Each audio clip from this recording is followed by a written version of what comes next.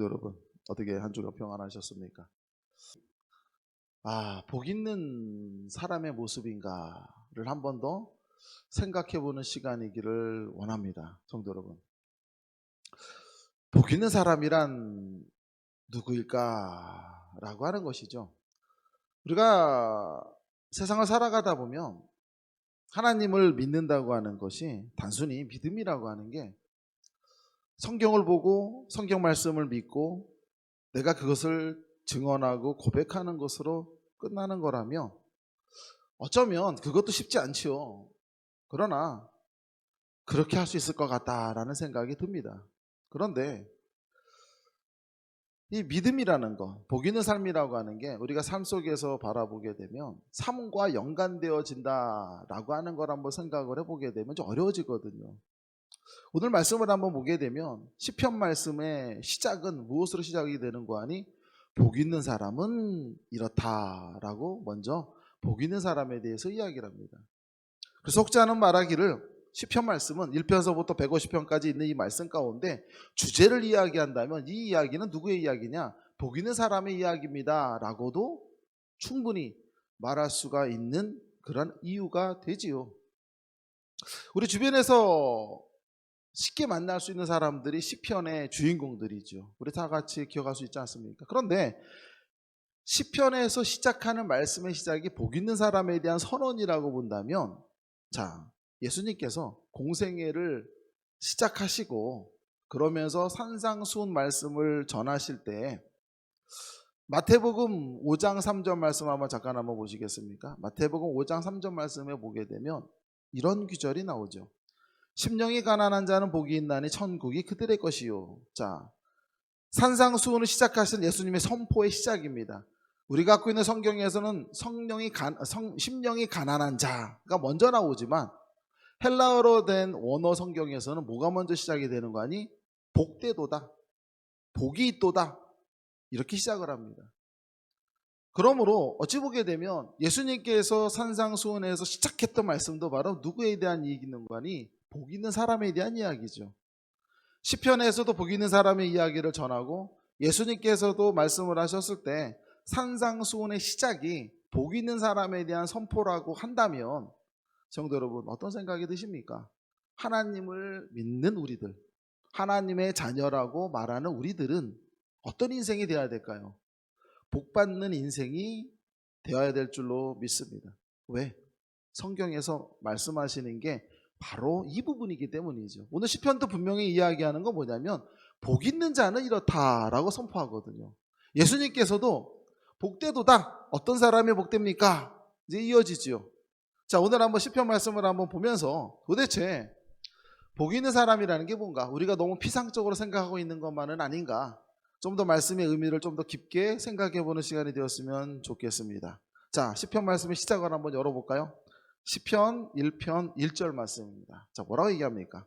복 있는 사람은, 자, 항상 이 시작은 이렇게 되죠. 복 있는 사람은 그 다음 어떻게 끝날까요? 뭐뭐하도다 라고 끝나는 게 맞을 것 같아요. 근데 한번 읽어볼까요? 뭐라 얘기합니까?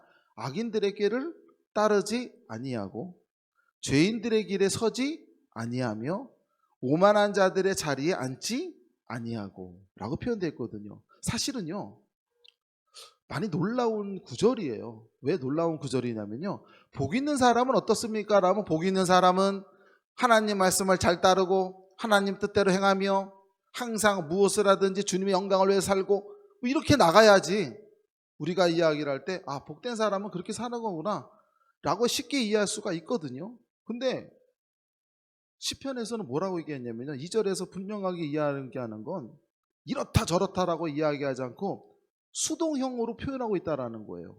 어떻게 표현하는 거 아니? 악인의 길을 따르지 말아야 돼. 첫 번째 이야기죠. 우리 그렇게 생각할 거예요. 우리가 세상의 삶을 살아가면서 악인들의 꾀를 따르진 않는 것 같아요. 두 번째, 죄인들의 길에 서지도 말래요.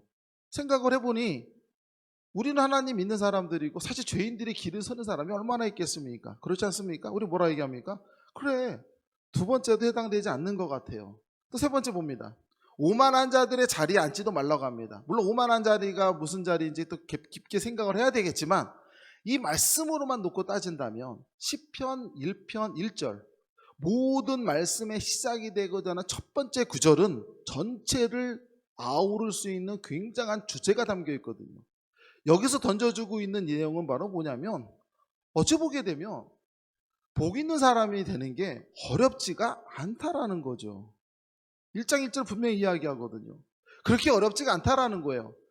그렇다면 왜 시편 기자가 이야기할 때 왜 이렇게 이야기했을까라고 하는 겁니다. 한번 생각을 해볼까요? 첫 번째 의미는 뭘까요? 만약에 복 있는 사람이 되기 위한 조건이 의를 행하는 거라고 한다면, 정말로 이와 같은 의를 행하고 하나님의 뜻에 맞고 하나님의 기준을 맞추는 사람이어야 된다고 한다면, 성도 여러분, 복 받을 사람이 있을까요? 아무도 없을 거예요. 그렇기 때문에 어쩌면 시편 1편에서 분명히 이야기하는 건 뭐냐면요, 복 받는 길이라고 하는 것이 너무 어렵지 않다라는 거예요. 이렇게 어려운 길을 하나님 우리에게 제시하지 않았다라는 거예요. 예수님께서도 복의 선언을 보게 되면 복되도다, 가난한 자여 복되도다, 온유한 자여 이야기하잖아요. 근데 여기서도 보게 되면 뭐라 얘기하냐면, 이렇게 복받는 사람의 모습을 보게 되면 우리가 생각할 때 뭘 생각할 수 있을까요? 어렵지 않다라고 하는 거예요. 또 왜 그럴까요? 만약에요, 적극적으로 우리가 하나님께서 우리에게 원하는 의로운 행위를 해야 된다고 한다면, 많은 경우에 우리는 나를 내려놔야 되고요, 참아야 되고요, 인내해야 되고요, 괴로워야 되고요. 인생이라는 게 어찌 보게 되면 행복하지 않을 수도 있거든요. 어쩌면 성경에서 우리에게 이야기하는 건 뭐냐면, 복받는 자의 삶이라고 하는 것을 굉장히 부드럽고 굉장히 낮게 이야기한다라고 하는 거거든요. 어떻습니까? 우리 좀 더 편하게 말씀을 접근해 갈 수 있을 것 같다는 생각이 들지 않습니까? 그리고 2절 한번 들어가 보죠. 2절 말씀입니다. 다음 구절 한번 보시죠. 자, 1절에서는 복 있는 사람은 어떤 사람인 거 아니, 적극적으로 표현하지 않고 소극적으로 드러냈다고 한다면, 2절은 달라요. 뭐라 얘기합니까? 오직 여호와의 율법을. 여기 앞에서는 하나가 생략이 되어 있죠. 바로 뭡니까? 복 있는 사람이라는 단어가 생략이 되어 있죠. 복 있는 사람은 오직 뭐라고요? 여호와의 율법을 즐거워하며 그의 율법을 주야로 묵상하는 도다. 성도 여러분, 어떤 사람이 복 있다고 다시 선언합니까?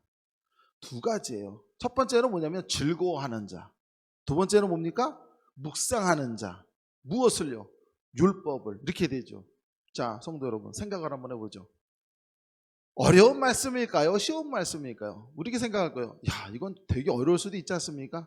아닙니다. 성도 여러분, 성경이 우리에게 이야기하는 건요, 어려운 길을 너희가 가서 남들이 할 수 없는 것을 해야만이 하나님의 복이 임하고, 남들이 도저히 할 수 없는 것을 참아내는 자야만이 하나님의 축복이 임한다라고 말씀하시는 않습니다. 우리가 사랑하는 자녀들의 인생을 놓고 보았을 때 그들이 약간의 어려움과 약간의 고통을 통해서 더 큰 걸 깨닫기를 원하지, 우리가 사랑하는 자녀들이 정말로 엄청나게 고생을 하면서 뭔가 인생의 큰 뜻을 깨닫기를 원하는 부모가 얼마나 있을까요? 하나님도 마찬가지라는 거죠. 하나님께서 우리를 바라보셨을 때 우리가 너무 착각하는 것은, 복받는 삶이라고 하는 것이 남들이 할 수 없는 뭔가를 해야만이 복받는 거다라고 생각해서는 안 된다라는 거예요.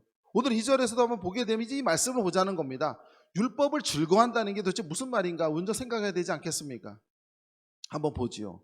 즐거워한다라는 게 무슨 얘기일까 보면요, 먼저 율법이라는 게 히브리어 언어로 따지면 토라라고 합니다. 우리 잘 들어보셨죠? 자, 이 토라라고 하는데 그 다음 이야기예요. 율법을 즐거워한다라는 게 무슨 의미일까? 역시 히브리어 언어를 보게 되면 이 언어에, 자, 제가 발음을 별로 안 좋습니다. 영어 발음을 하면 제블린이라는 뜻이래요. 어디서 많이 들어본 단어 아닙니까? 요새 우크라이나 전쟁 가운데 미국의 무기가 바로 뭡니까? 제블린이라고 하죠. 이게 쏴가지고 미사일이 날아가지고 누굴 다칩니까? 러시아의 탱크를 맞춰서 역할을 못하게 하끔 고장나게 만드는 그러한 무기가 제블린이라는 무기거든요. 이 제블린이라는 의미가 무엇이냐면요, 무언가를 던져서 맞추다라는 의미래요. 성도 여러분, 좀 더 들어가 보죠. 무슨 얘기입니까? 여호와의 율법을 즐거워한다라고 하는 것은 여호와의 율법인 토라를, 그 말씀을 통해 가지고 내가 그 말씀에 맞춰진다라는 얘기예요. 율법이 나를 와서 때린다라는 얘기예요. 자, 이게 바로 뭔가 아닌 즐거워한다라고 하는 의미라고 하는 겁니다. 이게 바로 히브리에서 말하는 정확한 의미라고 볼 수 있는 거거든요. 성도 여러분, 무슨 얘기일까요? 우리 이런 경험들이 누구나 다 있을 거예요. 어떤 경험입니까? 삶을 살아가다 보면요, 어떤 것이 있냐면 하나님의 말씀이 갑자기 와서 나를 쳐요. 갑자기 와서 친다니까 세게 때리는 건 아니겠죠. 내 마음속에 와서 뭔가가 툭 건드려요. 별 생각 없이 이렇게 생각 없이 말씀을 쭉 읽고 있는데 어느 순간 봤던 말씀이 갑자기 내게 들어와 가지고 내 가슴을 딱 때린다라는 거예요. 툭 치는 거예요. 이렇게 툭 치는 게 바로 뭡니까? 바로 제블린이라는 의미예요. 토라, 하나님의 말씀이 나를 친다라는 거예요. 이것을 치는 것을 괴로워하느냐 기뻐하느냐, 바로 요 차이라는 거죠. 복 있는 사람은 어떤 사람이라는 겁니까? 내게 툭 쳐올 때에 그것을 받아들이는 자라는 거예요. 어떨 때 보게 되면 삶을 살아가다 보면 하나님의 말씀이 내게 말을 걸어오는 순간이 있죠. 성도 여러분, 경험 다 해보셨을 겁니다. 하나님의 말씀이 성경을 읽을 때만이 내게 말씀을 걸어오는 건 아니에요. 어느 날 버스를 타고 가고 운전을 하고 사랑하는 사람과 대화하고 또 음식을 준비하고 밥을 먹고 이러한 내 일상의 생활을 하고 있었을 때 나도 모르게 불현듯하게 내 머릿속을 들어오면서 나를 탁 때리는 말씀들이 있어요. 순간들이 있어요. 내 마음으로 와서 확 부딪혀버리는 거죠. 바로 이게 바로 뭐라는 거예요? 바로 토라가, 하나님의 말씀이 내게 와서 때린다라고 하는 의미라는 거예요. 이렇게 했었을 때, 내게 타켓이 내게 왔었을 때 우리는 그것을 어떻게 받아들이게 되는가라고 하는 것이죠. 성도 여러분, 어떻게 하십니까? 그렇게 하셨을 때 기뻐하십니까? 만약에 기뻐하는 자라면 여기서 이야기하는 것처럼 뭐가 될까요? 즐거워하는 자가 되겠죠. 성도 여러분, 그 다음 말씀을 한번 볼까요? 뭐라 얘기합니까? 즐거워하여예요. 자, 왜 이 하여가 중요할까요? 이어진다는 얘기거든요. 먼저 하나님의 말씀이 나를 와서 툭 칠 때, 하나님의 말씀이 나를 와서 탁 때릴 때 내가 그것을 외면하지 않는 자, 내가 그것을 받아들이고 그 말씀을 듣기를 원하고 그 말씀의 의미가 무엇인지를 내 삶에서 깨닫기를 원하는 자는 그 다음으로 넘어가라는 거예요. 그 다음 뭡니까? 그의 율법을 주야로 뭐하는 자라고요? 자, 역시 서술어를 봅시다. 묵상하는 자라고 합니다. 이제 묵상에 대해서 이야기를 해야 되겠죠. 어떤 게 묵상이랄까요? 우리는 묵상을 너무 쉽게 생각하는 경우가 있습니다. 어떻게 생각하냐면요, 좀 더 명상에 잠기는 거, 생각에 잠기는 거, 의미를 파악하는 거, 말씀을 쭉 읽어보고 눈을 지그시 감고 말씀의 의미가 무엇인지를 생각해 보는 것, 이거는 묵상이 아니에요. 성경에서 이야기하고 있는 묵상의 의미는 뭐냐면요, 히브리어를 통해서 역시 찾아보게 되면 어떤 의미냐, 이런 얘기가 있습니다. 이것을 밤낮 멈추지 아니하고 하루에도 수십 번 수백 번 입에서 끊임없이 되새기는 거래요. 이게 묵상이래요. 바로 시편 1편 2절에서 나와 있는 귀절에 대한 해석이에요. 끊임없이 입으로 되새기고 끊임없이 이야기를 해서 거기서 멈추는 게 아니라, 거기서 끝나는 게 아니라 끊임없이 되새겨서 내가 그 의미를 꿀꺽 생겨서 내 삶으로 드러내는 것, 이게 묵상이라고 합니다. 이러는 사람은 어떤 사람이냐? 복 있는 사람이라고 이야기를 하는 거거든요. 성도 여러분, 이제 생각을 한번 해보죠. 오늘 시편 2편의 1편 2절에서 이야기하는 것처럼 복 있는 사람은 어떤 사람인가 하니, 여호와의 율법, 말씀을 늘 내게 와서 툭 치는 말씀을 외면하지 아니하면서 그것을 받아들이고 의미를 깨달으면서 그 의미가 무엇인지를 하루에도 수십 번 수백 번 끊임없이 생각을 하면서 그 의미가 내게 주는 뜻에 따라 살려고 노력하는 자, 바로 이러한 사람이 복 있는 사람이라는 겁니다. 이게 직역한 해석이거든요. 그런 사람에게는 어떠한 복이 있을까요? 성경을 말씀을 역시 이어가 보죠. 시편 1편 3절입니다. 뭐라 얘기합니까? 그는 시냇가에 심은 나무가 철을 따라 열매를 맺으며 그 잎사귀가 마르지 않음 같으니 그가 하는 모든 일이 다 형통하리로다. 성도 여러분, 오늘 제가 전하고자 하는 말씀은 3절과 4절입니다. 1절과 2절을 말씀을 드리는 이유는 도대체 복 있는 자가 말하는 그 의미가 무엇인지를 생각을 해보고 복 있는 자와 복 없는 자의 차이가 무엇인지를 알아야 되겠죠. 성도 먼저 3절을 보게 되니까 뭐라고 표현합니까? 시냇가에 심은 나무라고 표현했죠. 성도 여러분 한번 생각을 해볼까요? 굉장히 문학적 표현 아닙니까?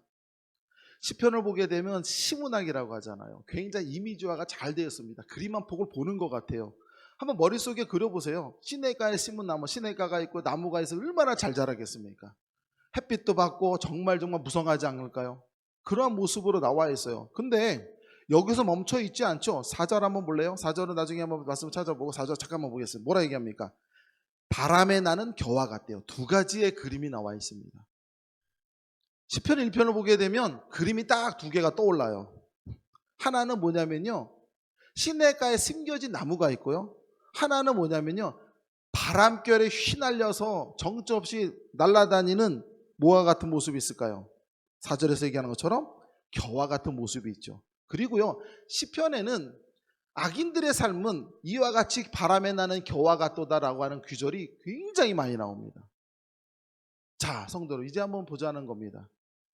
어떤 사람이 하나님의 뜻 가운데 속에서 복 있는 자고 어떻게 할 때 우리는 이 복의 자리를 잃어버릴까라고 하는 거거든요. 저는 오늘 한 사람의 이야기를 들어보고요, 간증의 사례를 한번 들어보고자 합니다. 첫 번째는 창세기 13장 9절에 나오는 이야기입니다. 한번 잠깐 말씀 한번 보시겠습니까? 뭐라 얘기합니까? 내 앞에 온 땅이 있지 아니하냐. 나를 떠나가라. 내가 자하면 나는 우하고 내가 우하면 나는 자하리라. 자, 성도 여러분, 롯과 아브라함의 이야기예요. 아브라함이 이제 우리는 여기서 한번 생각을 한번 잘 해보셔야 됩니다. 아브라함과 롯이 서로의 생활이 윤택해져 가지고 무리가 커집니다. 이제 둘은 서로 나눠지기로 약속을 하고요, 그때 아브라함이 조카 롯에게, 젊은 조카 롯에게 선택권을 먼저 줍니다. 그럴 때 롯은 어떻게 했냐면 높은 산에 올라가서 정말로 젖과 꿀이 흐르는 땅이 어디고 가장 비옥한 땅이 어딘지를 선택해서 그곳을 가기로 선택을 했습니다. 그리고 아브라함이 간 곳은 어디냐면요, 그가 버린 땅, 광야와 같은 땅을 향해서 나아갑니다. 자, 성도들 여기를 한번 보시자라는 거예요. 우리는 이 말씀을 보면서 성경 공부를 할 때 한번 질문합니다. 자, 왜 이렇게 됐습니까? 라고 이야기할 때 생각을 하죠. 어떤 이는 이야기합니다. 하나님께서는요, 아브라함의 택한 땅을 이미 축복의 땅이라고 정해 놓으셨는데 사람의 믿음이 있지 않은 롯에는 그것이 보이지 않았어요. 그렇게 생각하십니까? 아브라함이 선택했던 땅은 광야와 같은 땅이지만 그곳에서는 사람이 볼 수 없는 축복의 그림이 계획되어 있어요. 그렇게 생각하십니까? 성도 여러분, 바로 무슨 얘기냐면요, 복 있는 자는 그가 어떠한 삶의 자리에 놓여 있을지라도 그 삶의 자리가 광야일지라도 그 자리가 뭐가 된다는 얘기예요? 3절이 된다는 거예요. 어떻게? 그 자리가 시냇가가 되고 그 자리에 자신이 시냇가에 심겨진 나무가 되고 그 자리에서 열매가 맺어지고 그 자리에서 사람이 상상할 수 없는 축복이 임한다라는 거예요. 이것이 바로 하나님께서 주신 복 있는 자에 대한 복이라는 거예요. 우리가 착각해서는 안 되는 것은 아브라함이 택한 땅은 원래부터 하나님 복된 땅이고 롯이 택한 땅은 원래부터 저주된 땅이 아니라는 거예요. 중요한 것은 바로 무엇이냐면 복 있는 사람이 가는 길이 축복이라는 거예요. 우리가 이야기할 때 복 있는 사람의 길은 어떤 길입니까? 삶 자체가 기적인 거예요. 우리가 이야기할 때 기적이라고 하는 것이 내가 사람들마다 인생을 살아가면서 수없이 계산하고 생각하고 아마 저라고 안 하겠습니까? 저도 계산하고요, 계획하고, 저 계획 짜는 거 되게 좋아하거든요. 하루 계획, 한 달, 1년 계획 다 짜고 삽니다. 근데 된 적이 한 번도 없죠. 근데도 계속 반복을 하죠. 사람들마다 자신의 생각과 계획은 다 갖고 살아요. 그러나 중요한 것은 바로 무엇이냐면요, 복 있는 자의 인생이라고 하는 것은 그가 어떠한 길을 걷는지 간에 하나님께서 그에게 다가와서 말씀으로 툭툭 칠 때마다 그것을 아멘으로 받아들이기 때문에 길이 열리는 거예요. 그 길이 사막일지라도 광야일지라도 그 길이 축복의 자리가 되어진다라는 거예요. 아브라함의 인생이 그랬다라는 거예요. 롯의 인생은 어땠겠습니까? 벌써 출발이 다르지요. 산 위에 올라갑니다. 내려다봅니다. 둘러봅니다. 가장 좋은 곳이 어딘지 선택합니다. 끊임없이 사람의 생각, 인간적인 계획이 있었겠죠. 그때마다 하나님 말씀에 자신을 툭툭 쳤을런지 몰라요. 그러나 듣지 않습니다. 왜? 내 생각이 있고 내 계획이 있고 내 뜻이 있고 내가 똑똑하기 때문에. 그러나 성경에서는 우리에게 무엇을 얘기할까요? 복 있는 자가 가는 그 길이 축복이다라고 이야기하는 거거든요. 성도 여러분, 제가 한 사람 이야기를 한번 해보죠. 제 사역하는 친구이고 그분은 지금 미 군목이고 지금 소령입니다. 한국에 있지만 그분이 큰형이 있어요. 그 집은 3형제고 누나가 안에서 총 4사람이에요. 그 큰 아들이 자 얼마나 그 3남 1녀거든요. 큰 아들이 중학교 2학년 때 아버지가 돌아가셨어요. 그리고 제 친구라고 말하는 그 막내가 그 당시 1살이었어요. 얼마나 나이 차이가 많은지 아시겠죠. 그 형이라는 분의 2살 위가 누나입니다. 아버지가 췌장암으로 돌아가실 때 아들 손을 잡고 큰아들 손을 잡고 부탁을 했습니다. 내가 죽게 되는데 엄마와 동생을 너에게 맡긴다고. 내가 너무 못할 거를 맡기지만 내 마음이 너무나 무너지지만 어떻게 하겠냐 부탁을 하고 돌아가셨어요. 그때 이분의 나이가 금방 얘기했지만 중학교 2학년, 우리나라 나이로 15살이에요. 알면 뭘 알겠습니까? 15살에 이 삶의 무게를 또 안게 됩니다.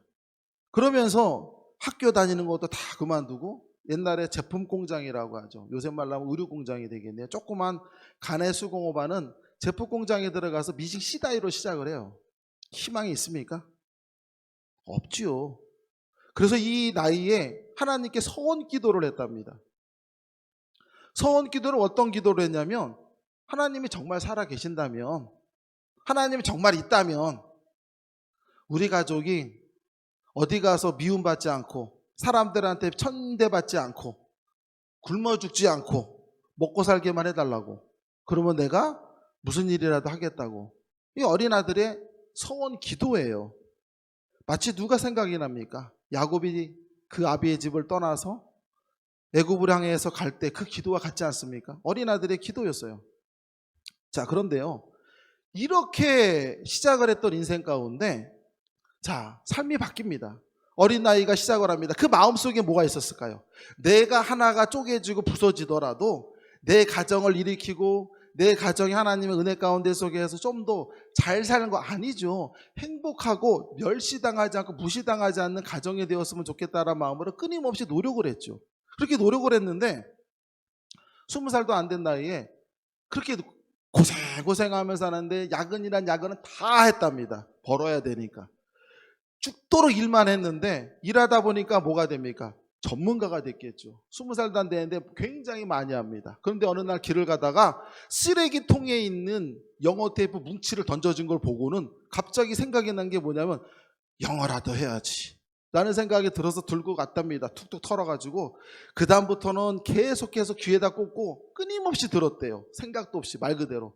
그러던 어느 날 세계적인 백화점인 메이라는 백화점에서 검사관이 나와서 의류를 검사를 하는데 제대로 못하니까 이 사람이 나가서 도와줍니다. 짧은 영어 몇 마디 하면 도와주는데 20살도 안 되고 중학교도 졸업도 못했던 이 젊은이가 그 사람의 마음에 왜 그렇게 들었는지 바로 데려갔어요. 그리고는 미국으로 보내서 2년 동안 영어 공부 시켜가지고 들어와서 일을 시작했는데 중학교 중퇴라고 하는 나이에 그 회사에서 은퇴할 때까지 부장을 하고 나중에 이사가 되었는데요. 이사가 될 때는 어떻게 되는 거니? 학력이 너무 짧아서 시킬 수가 없어서 사장이 파일을 갖다가 아무도 못 보게 막아버렸대요. 왜? 드러나면 얼마나 아이러니합니까? 그 회사에 들어오기 위해서 대학이 아니라 외국 대학 나온 사람도 수두룩한데 그렇게까지 하면서까지 그 자리를 지켰던 사람이에요. 그런데 이분이 2살 많은 누나가 있었고 밑에 동생이 5살 어리고 나머지 밑에 막내 동생은 저하고 동갑이어서 얼마나 어렵겠습니까? 그런데 어떤 일이 있었냐면요, 바로 밑에 동생이 알코올 중독으로 죽었어요. 제가 한국에 있을 때 20대 후반 때에 빈소를 찾아갑니다. 찾아갔더니 친척들도 오고 누구도 오고 왔는데 그 형이 앉아가지고 통곡을 하고 울음 받아가지고 하도 없이 울더라고요. 근데 저는 어떤 생각을 했냐면 그런 생각을 했어요. 딴 사람도 그런 얘기를 수덕거리더라고요. 저렇게 형을 괴롭히더니 차라리 잘 갔지. 차라리 잘 갔어. 알코올 중독자들은 치료소로 들어갑니다. 근데 그곳에서 도망 나와가지고 소주 사가지고 물에다가 밥을 말아서 이렇게 살았어요. 그러다가 중독해서 죽은 거예요. 사람들이 손가락질하면서 말해요. 잘 갔다고 차라리. 그랬는데 이분이 그렇게 통곡을 하다라는 거예요. 나중에 동생 친구가 만나서 그런 얘기를 하더군요. 그 동생이 죽었기 전에 그렇게 미웠대요. 책임도 못 질 거면서 아들, 딸 놔놓고 키우지도 못해서 데리고 와서 형수가 키웠는데 애들 다 커버리니까 이제는 남의 자식까지 데리고 와서 키우고 있으니 얼마나 한탄스럽겠습니까?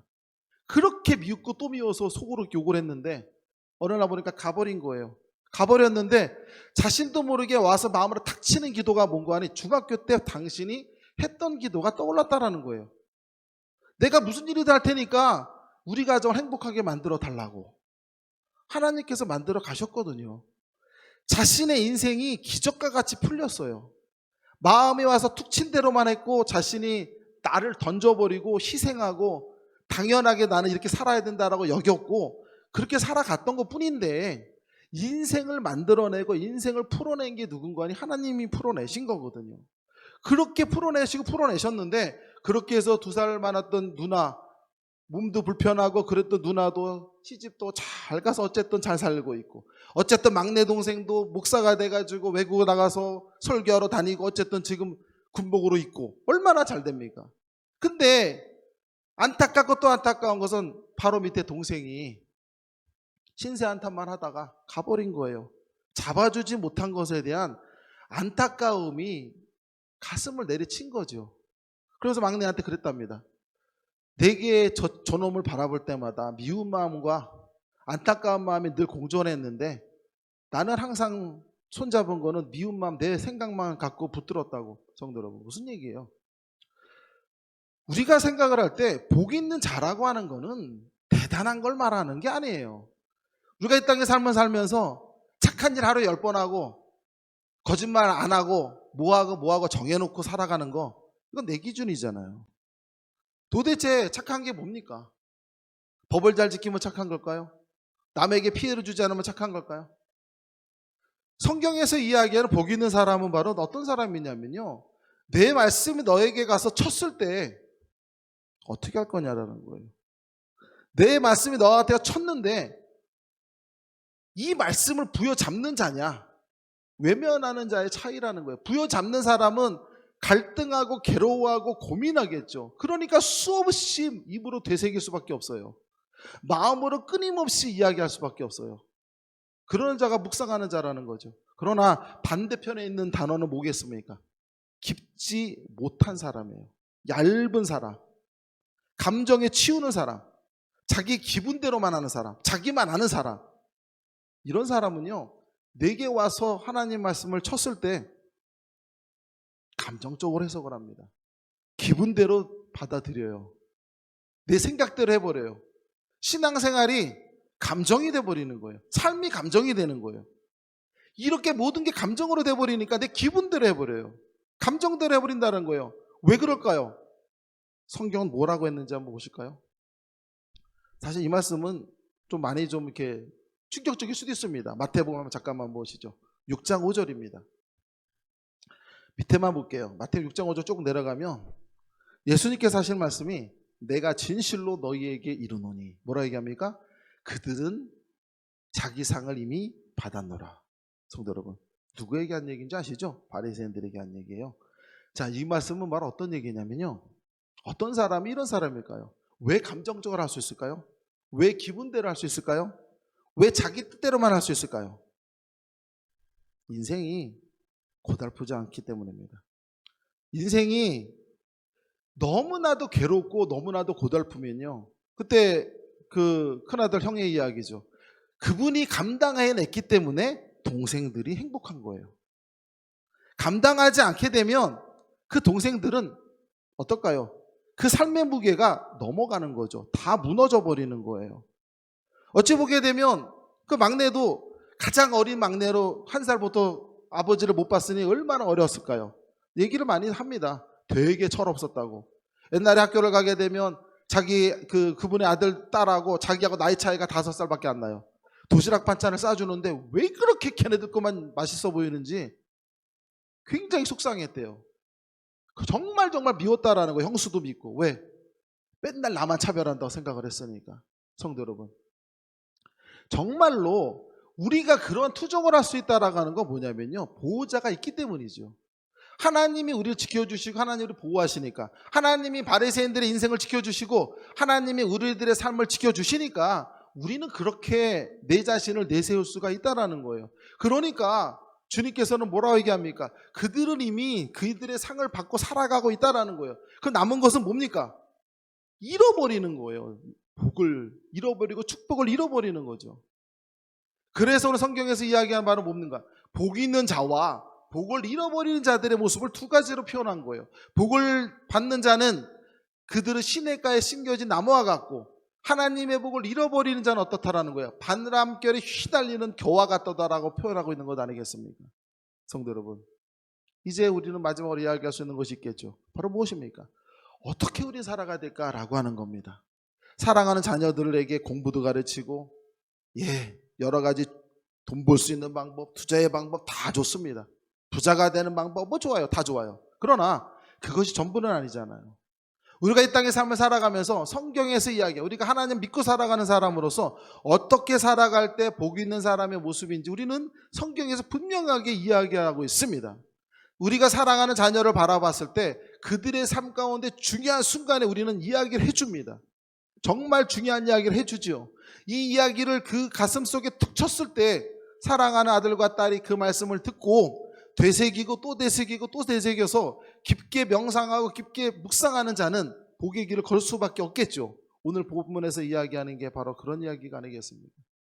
아무쪼록 성도 여러분, 한 주간 생활을 하면서 우리가 바라봤을 때 말씀이 내게 와서 툭 친다는 의미를 기억하십시오. 성경 말씀 66권에 나오는 수많은 구절을 외우는 것보다 더 중요한 건요, 내가 외운 말씀 가운데 하나가 내게 다가와서 내 가슴을 툭 칠 때 그 말씀을 듣는 자가 복 있는 자고 신앙 있는 자고 지혜로운 자라는 것을 우리가 기억을 하시고 하나님의 은혜 가운데 머물 수 있는 우리 모든 한결교회 성도들이 다 되시기를 주님의 이름으로 축원합니다.